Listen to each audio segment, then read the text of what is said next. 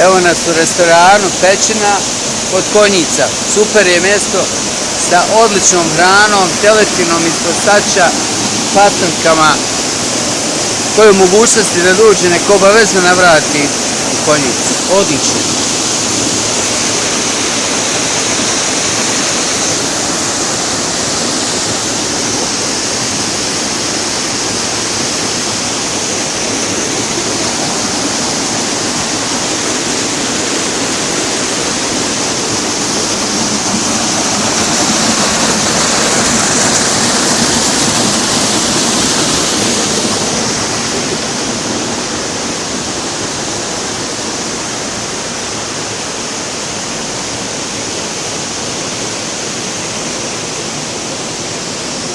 Ovo je fantastično.